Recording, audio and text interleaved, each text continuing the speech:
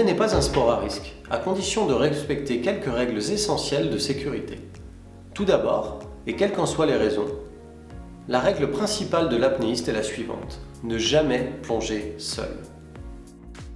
Respectez votre récupération entre deux apnées. Un temps minimal de 2 minutes est conseillé tant que vos immersions ne dépassent pas 1 minute 30 et une vingtaine de mètres. Soyez à l'écoute de vos sensations. L'apnée est un sport tourné vers l'écoute de soi et de son corps. Alors si vous sentez qu'aujourd'hui ça ne le fait pas, c'est que vous avez probablement raison. Si vous décidez d'augmenter ne serait-ce que de 15 secondes votre temps d'apnée, ou de descendre 2 ou 3 mètres de plus, vous augmentez considérablement votre risque d'accident. Lorsque vous testez une nouvelle profondeur ou un nouveau temps d'apnée, ne soyez pas trop gourmand. Une progression de 2 mètres par 2 mètres assurera une sécurité optimale et une progression constante. Quel que soit le type d'apnée, performance, agachant, échauffement, automatisez votre ventilation de récupération et prenez un point d'appui. Rappelez-vous qu'en cas de déséquilibre vital, le cerveau ne met en marche que ses réflexes. Malgré le port de ceinture largable, il est toujours plus simple de prévenir que de guérir.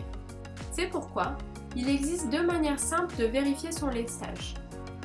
Tout d'abord, lorsque vous êtes en surface, expirez totalement, puis restez immobile quelques secondes. Si le corps ne s'enfonce pas au-delà de la hauteur du masque, il y a de grandes chances que vous soyez équilibré pour une descente entre 20 et 30 mètres de profondeur. Vérifiez également que vous êtes neutre à mi-profondeur, c'est-à-dire que vous ne vous déplacez plus verticalement sous l'eau.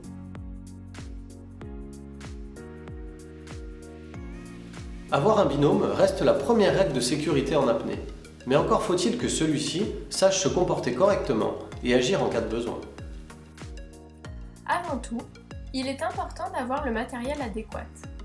Un support flottant pour point d'appui, de quoi s'hydrater et de quoi prévenir les secours. Suivant le type de plongée, une sécurité surface sera suffisante. L'apnéiste qui surveille sera allongé en surface, tuba en bouche et suivra l'apnéiste immergé. Le plus important sera de vérifier la bonne récupération du binôme à son arrivée en surface.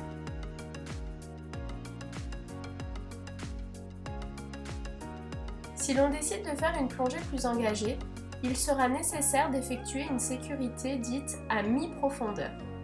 L'apnéiste de sécurité devra attendre son binôme à la moitié de sa profondeur durant la remontée et assurer sa sécurité jusqu'à la surface. Il est essentiel lorsque vous effectuez cette sécurité à mi-profondeur de vous placer au maximum à une distance de bras de l'apnéiste que vous surveillez.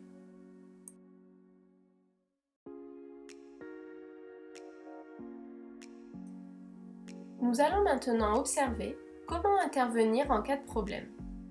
En effet, si vous constatez une perte de posture ou un lâcher conséquent d'air de la part de l'apnéiste, il faut agir tout de suite. Attrapez le bras de l'apnéiste et tirez sur celui-ci. Laissez venir le corps sur votre épaule.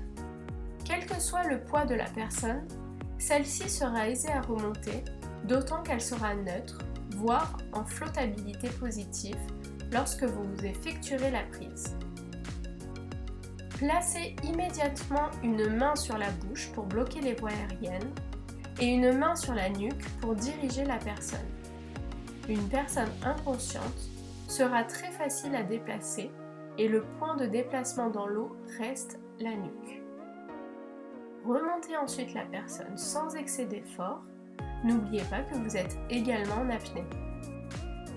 Arrivez en surface, dégagez les voies aériennes, retirez le masque, tapotez sur la joue en soufflant, en appelant la personne par son prénom si possible. Effectuez 3 insufflations nasales. Si la personne ne réagit pas, recommencez 3 insufflations et déclenchez les secours. Il existe bien sûr d'autres techniques de sauvetage, toutes discutables, chacune ayant leur spécificité. Mais le plus important, c'est de comprendre que si vous ramenez une personne inconsciente à la surface, avec les voies aériennes hors de l'eau, elle sera sauvée.